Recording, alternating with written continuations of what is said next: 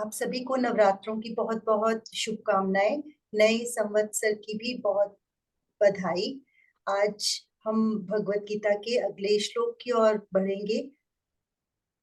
Chapter 6 के बारे में हम जान रहे हैं सर से, और आज बारी है श्लोक 23 की ओर बढ़ने की। सर को प्रणाम। और हाँ जी, 22 22। ओके, श्लोक 22 की ओर बढ़ने की सर को प्रणाम और निवेदन के आज के सेशन की शुरुआत करें। ओम वसुदेव सुतं देवं कंसचाणूरमर्दनम देवकी परमानंदम कृष्णं वंदे जगद्गुरुम। सभी को बहुत बहुत प्रणाम। हम गीता जी के 6ठे अध्याय की चर्चा कर रहे हैं और हमने 4 श्लोक इकट्ठा लिए थे, 20, 21, 22, 23, जिनमें से हम श्लोक नंबर 20 और 21 पर चर्चा कर चुके हैं। आज बारी है श्लोक नंबर 22 की। श्लोक 20-21 में भगवान जी ने कहा था कि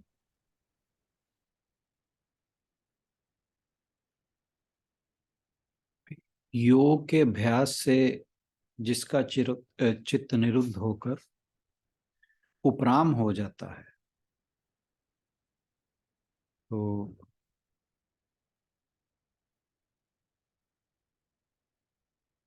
बात हो रही है कि योग का अभ्यास, योग के अभ्यास के बारे में भगवान जी ने जो अष्टांग योग की बात थी वो श्लोक नंबर 9 तक बताया था कि मनुष्य को किस प्रकार से अपने मन को शुद्ध करना चाहिए, ध्यान के लिए तैयार करना चाहिए। और एक बार जब व्यक्ति का मन शुद्ध होकर वो ध्यान में स्थित हो जाता है, फिर उसकी वो किस प्रकार के उसके लक्षण होते हैं, किस प्रकार का उसका व्यवहार होता है, उसके बारे में भगवान जी बता रहे हैं कि योग के अभ्यास से जिसका चित्त निरुद्ध हो गया, क्योंकि आपको ध्यान होगा महर्षि पतंजलि ने योग के बारे में कहा है कि योगश्चित वृत्ति निरोधक, कि चित्त की वृत्तियों का जो निरोध है उसे ही योग कहा जाता है। तो भगवान जी भी यहाँ उसी बात को कह रहे हैं कि जिसने योग के अभ्यास द्वारा अपने चित्त को निरुद्ध कर लिया है, उस निरुद्ध चित्त से जिस अवस्था में वह उपराम हो जाता है, यानी विषयों से उसका मन पूरी तरह हट जाता है, जिस अवस्था में परमात्मा के ध्यान से शुद्ध हुई सूक्ष्म बुद्धि द्वारा परमात्मा का साक्षात्कार करता हुआ सच्चिदानंद घन परमात्मा में ही संतुष्ट रहता है। ये 20वां श्लोक था। 21वें में कहा सुखम आतंक सुखम आत्यंतिकम यतद बुद्धि ग्राह्यम अतीन्द्रियम वेति यत्र न चैवायम स्थितश्चलति तत्वतः। तो सुखम आत्यंतिकम यानी अनंत सुख। अनंत सुख कब होगा? जब इंद्रियों से अतीत, अतीन्द्रियम, केवल शुद्ध हुई सूक्ष्म बुद्धि द्वारा ग्रहण करने योग्य, बुद्धि ग्राह्यम, यतद बुद्धि ग्राह्यम।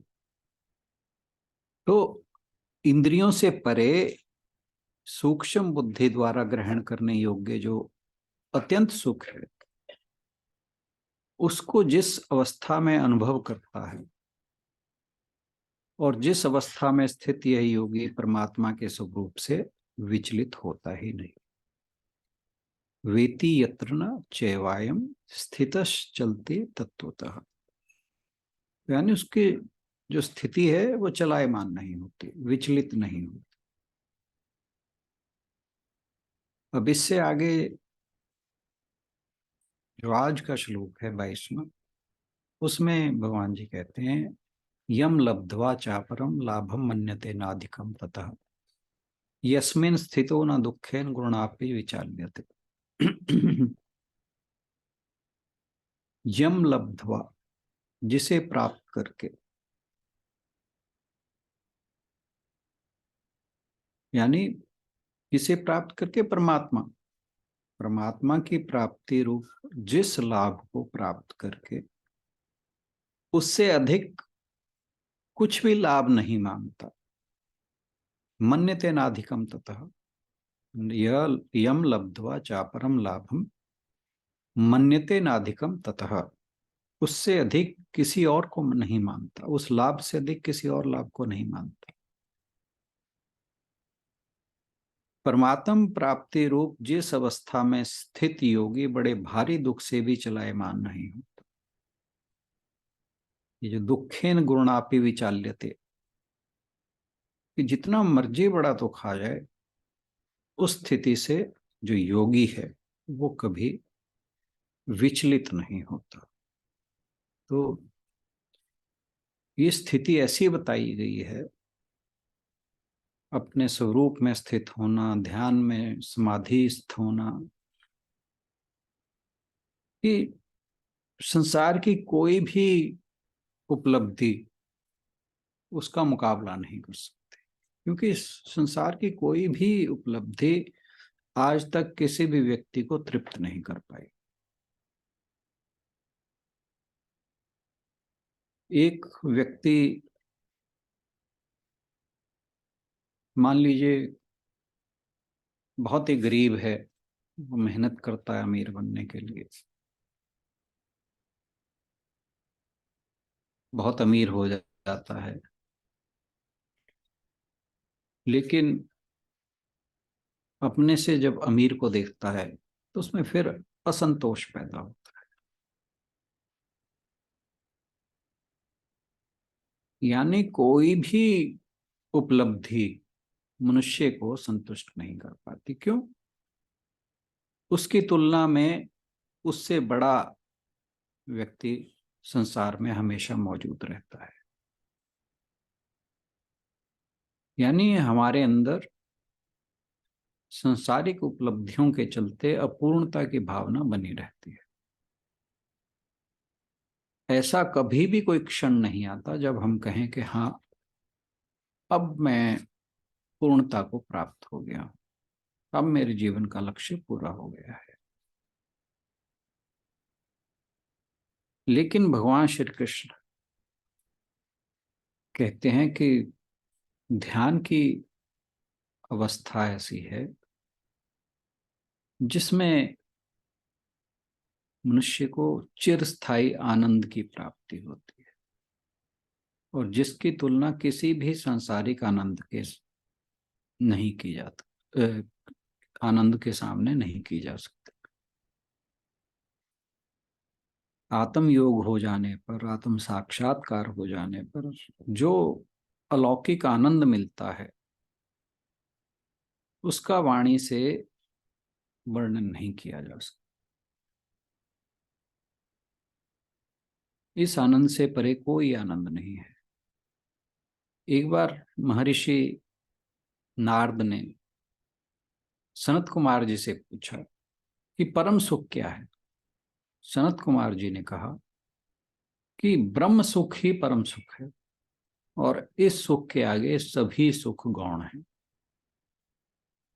अल्प और अपूर्ण सुखों में तृष्णा बनी रहती है, जबकि पूर्ण सुख प्राप्त होने पर और कुछ प्राप्त करना शेष नहीं रह जाता। आत्म सुख की प्राप्ति से बड़ा कोई लाभ नहीं।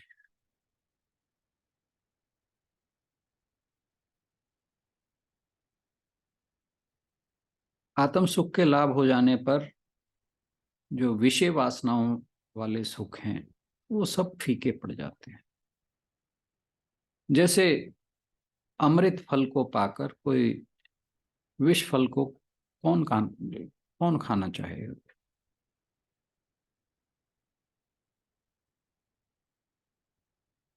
जो आत्मानंद में स्थित है उसे ना तो किसी प्रकार का भय, ना किसी प्रकार का प्रलोभन, ना ही कोई और दुख किसी प्रकार से विचलित नहीं कर सकता।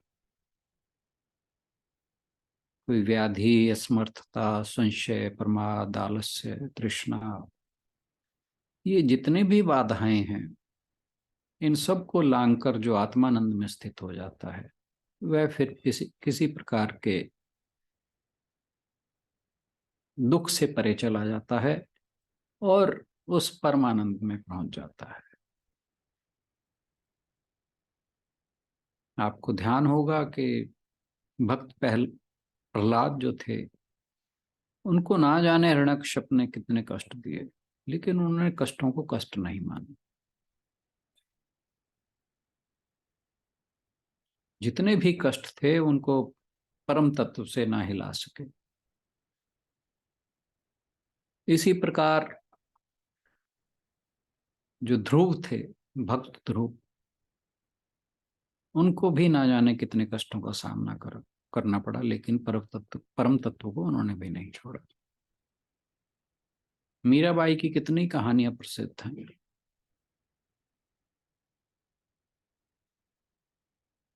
परम तत्व के साक्षात्कार के बाद विष भी उनके लिए अमृत हो गया। योग की ऐसी ही महिमा है। योग की पूर्णता वही है जहां कोई दुख ना रहे।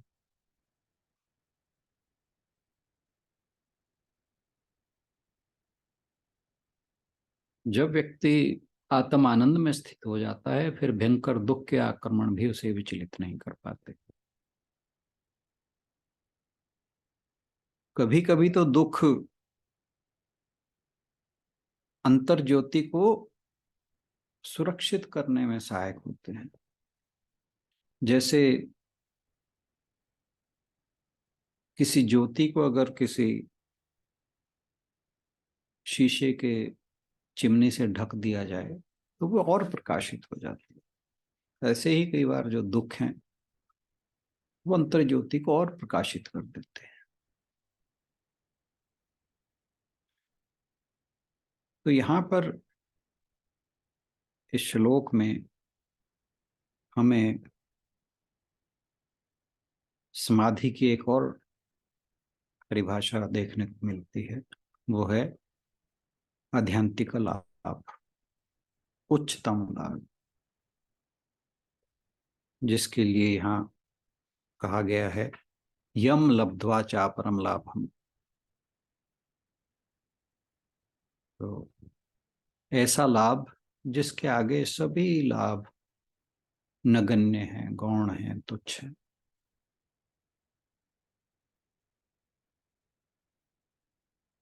जैसे मान लीजिए कोई व्यक्ति करोड़ों की लॉटरी जीत जाता है, फिर उसके लिए हजारों लाखों की संख्या कुछ नहीं रह जाती। ऐसे ही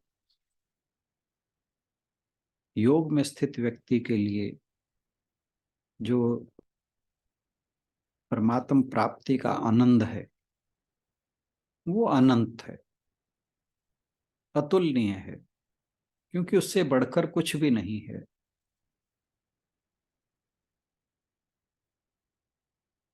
और जो योगी एक बार इसे प्राप्त कर जाता है, यह उससे कभी छिनता नहीं है।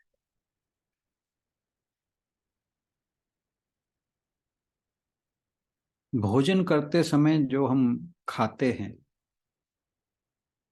उससे शरीर को पोषण नहीं मिलता, बल्कि पोषण हमें किस चीज से मिलता है? जिस चीज को शरीर उस खाने में से लेकर पचाता है, आत्मसात करता है।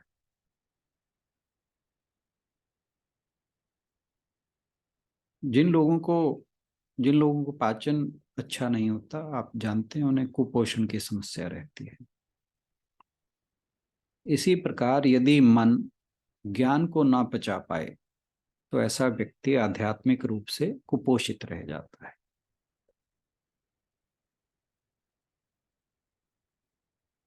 आजकल आपको बहुत से विद्वान ज्ञानी बाबा गुरु मिल जाएंगे जिनको ना जाने कितने ग्रंथ याद हैं, कितने अच्छे वक्ता हैं, उपनिषद सारे कंठस्थ हैं, लेकिन अगर आप उनका आचरण देखेंगे तो पता लगता है कि ज्यादातर लोग उनमें से पाखंडी हैं।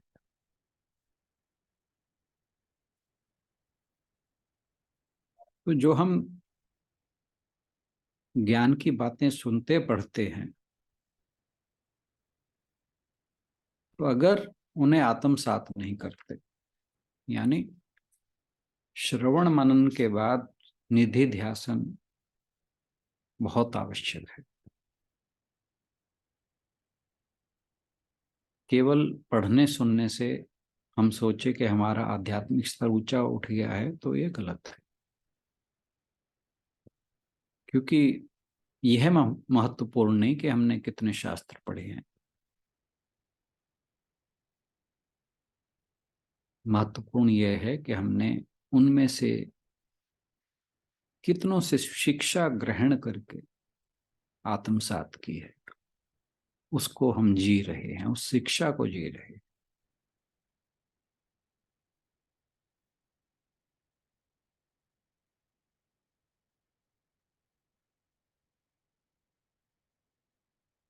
तो इसलिए जो योगी सिद्ध पुरुष हैं, उन्हें अगर कोई दुख भी आता है, वो बेशक अपने जीवन में दुखों का सामना कर रहे हैं, लेकिन आंतरिक रूप से वो अपनी दिव्य चेतना को बनाए रखते हैं। उनका अंतःकरण आनंद से परिपूर्ण रहता है। ऐसे संतों को बड़ी से बड़ी कठिनाई भी डिगा नहीं सकते।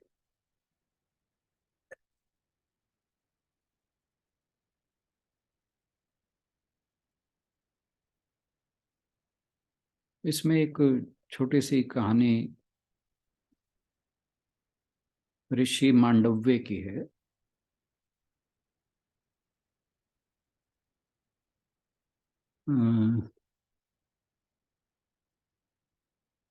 मांडव्य ऋषि एक आश्रम में रहते थे। इलाहाबाद के पास की घटना है। एक बार चोर लुटेरे राजा का धन चुराकर उनके आश्रम के सामने से निकले और राजा के सिपाहियों द्वारा पीछा करने पर वो धन को आश्रम में छुपाकर भाग गए। ढूंढते ढूंढते जब राजा के सिपाही वहां पहुंचे तो उन्होंने राजा का धन आश्रम में देखा। मांडव्य ऋषि ब्रह्मलीन थे।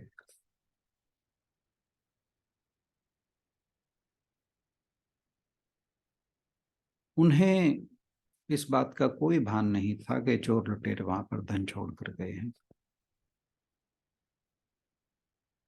और ना ही राजा के सिपाहियों का उन्होंने कोई प्रतिकार किया।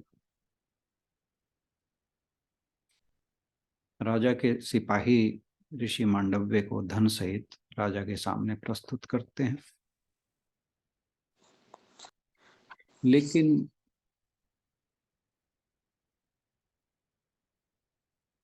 वो ऋषि ब्रह्मानंद में इतने मग्न थे कि उन्हें जब मृत्यु दंड की राजा ने घोषणा की, वो तब भी विचलित नहीं हुए। उन्हें सूली पर टांग दिया गया, लेकिन उनके प्राण उन्हें छोड़ ही नहीं थे रहे। सिपाहियों ने आकर राजा से कह सुनाया कि ऋषि को हमने सूली पर टांग दिया, लेकिन उनके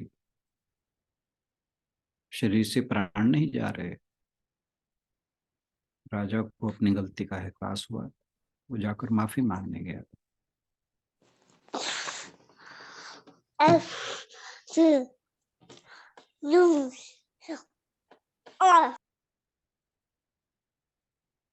तो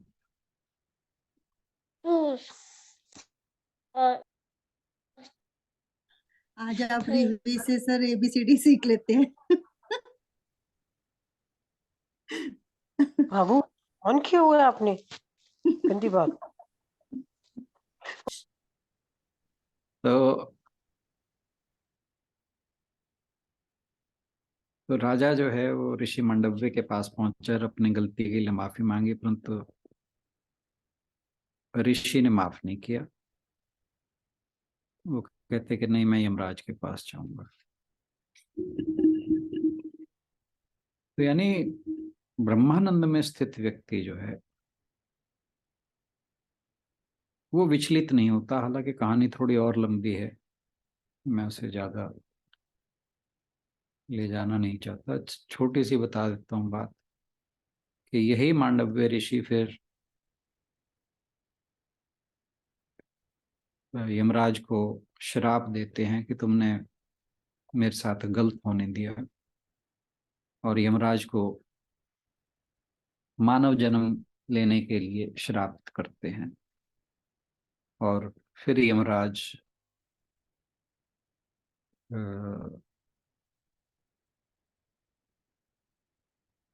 हाँ, विदुर विदुर बन के कौरव वंश में जन्म लेते हैं।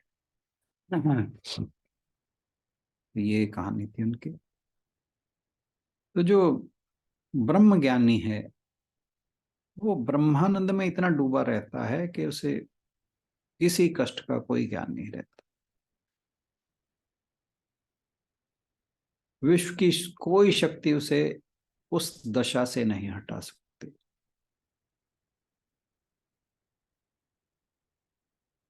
इसलिए जो ध्यान है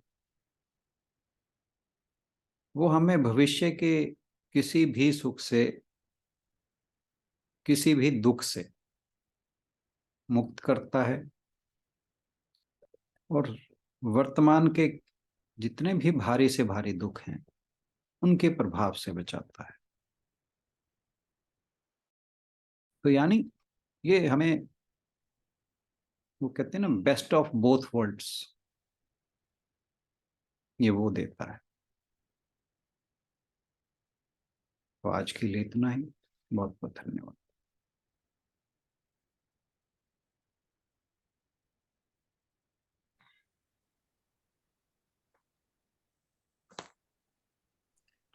धन्यवाद राणा सर। इसी के साथ आज समापन की ओर बढ़ेंगे। कल मिलेंगे नेक्स्ट सेशन। ओम पूर्णमदः पूर्णमिदं पूर्णात् पूर्णमुदच्यते पूर्णस्य पूर्णमादाय पूर्णमेवावशिष्यते। ओम शांति शांति शांति। हरि ओम। Thank you everyone. सभी की ओर से राणा सर का भी बहुत बहुत धन्यवाद। कल मिलते हैं नेक्स्ट सेशन में। आज हम सोच रहे थे कि 2 श्लोक ले लेंगे, कि 4 श्लोक इकट्ठे पूरे हो जाएंगे, बट